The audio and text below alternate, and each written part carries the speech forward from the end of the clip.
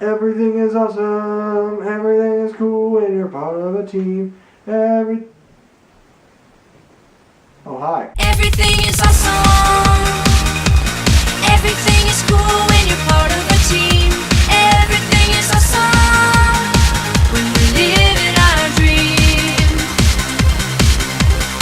Everything is better when we stick together. What is going on, guys? Welcome back to my channel, and this is my review for the much anticipated sequel to the Lego Movie, The Lego Movie 2, the second part. This movie once again has the voice talents of Chris Pratt, Elizabeth Banks, Will Arnett, Alison Brie, and then it also has a newcomer, a very big notable newcomer, in Tiffany Haddish. And this movie, for me, this was one of my top 10 most anticipated movies on the year, and I was really looking forward to this movie. This is a good movie. It's a good movie. So this movie picks up 5 years after the events of Taco Tuesday, and Bricksburg is now Apocalypseburg. These new alien creatures come and they start to pretty much destroy everything shiny, everything that is being built. And so now everyone is tough in Apocalypseburg until a space-like warrior comes and finds and searches out the leader of Apocalypseburg. There are 5 that get captured by this leader. Those are Batman, Wildstyle, aka Lucy, you have Unikitty, you have Benny the astronaut, and you have Captain Metalbeard. So Emmett has to try and save his friends, especially Lucy, from the inevitable. He runs into a new character named Rex Dangervest, who is trying to show Emmett that there's more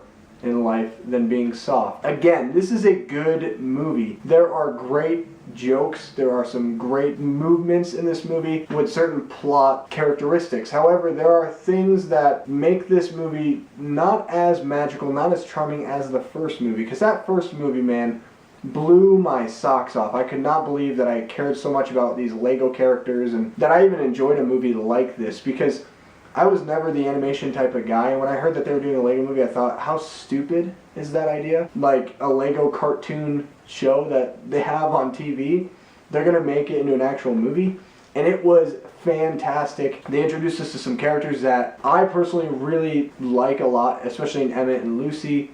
And you got to see this whole aspect of a master builder. This is a movie where the good things in this movie are, again, the jokes. They bring in some newer characters that I really like. I love Tiffany Haddish's character. I really also liked the new jokes that they have. They have one in particular with Bruce Willis that I thought was fantastic. The music is surprisingly really great. They definitely upped the music in this film. So if you weren't expecting a Lego film to have as much music as this one does, well, you're going to be very surprised. There's quite a bit of songs on here. And not just the catchy song, not just Everything is Awesome. And I do like what they did with Everything is Awesome as well, because at the end of the movie, they do Everything is Awesome in a different way, and it's really unique and really cool as they took that and they kind of show a development over the past 5 years. So I like that. The one thing about this movie that I truly, truly love is the character development. I love the fact that we get to see Emmett, who's trying to become tougher. He's trying to be somebody new. He's not trying to be so soft. And you have Lucy Wildstyle, who you get to see a lot more about her character, things that she's hiding from her past. And so the character development in this movie, with those two characters in particular, are great. Rex Dangervest, also a really good character. I found him really likable, and it was really cool to see Chris Pratt voice 2 different characters. I just love Chris Pratt. I think he's one of the best people in Hollywood working today, and anything he's in, you know, you have my ticket. I think it's just because I'm also in the Parks and Rec phase where I've been watching Parks and Rec a lot, and I just love his character of Andy so much. This movie also does make a reference that ties into the other series of films like the Lego Batman movie. They don't make any direct references to Lego Ninjago, but there is a reference where they talk about the Lego Batman movie, and I thought that was really cool, and a nice little nod that it is kind of a cinematic universe that they're establishing in this Lego land, or Lego world as you could call it. They also brought back the human aspect of it, where the kids are grown up, it's 5 years later, and now they have to learn to, you know, play together. I really like that. I like that the sister kind of brings in her taste, her characters, a little bit of the world she is building and creating. So I really like that aspect of it, and I like that they tied that in. You have a mother now in this film, mother character, which is played by Maya Rudolph, and I thought it was fantastic that they added that in there. Just a little nugget, a little something different from what we got in the first film. So I like that they continue to have that still human angle, and that the humans are controlling the story of the Lego movie, essentially, again in this film like it was in the original. Now, things I don't like.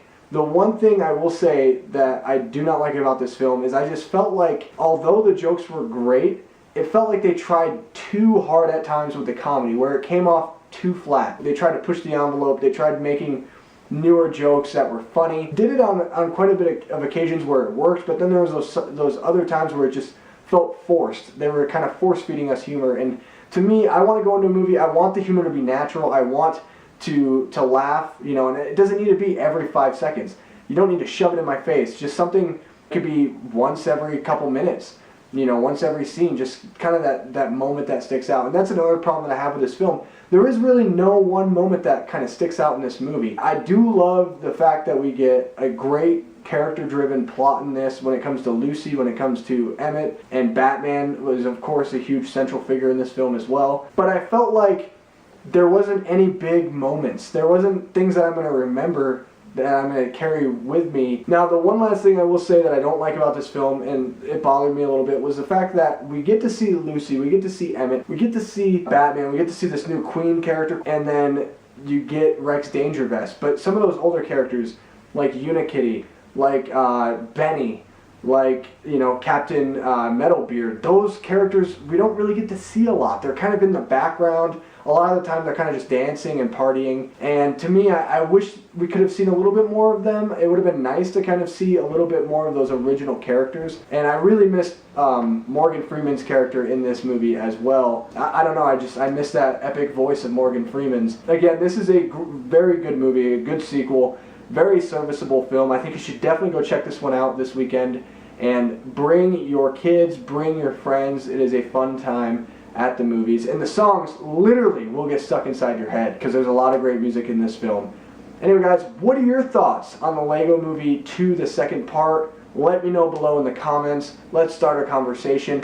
Make sure you subscribe to my channel if you are new. I post content like this pretty much a couple times a week. Also, like this video. I will see you in my next video. Goodbye. It's so catchy.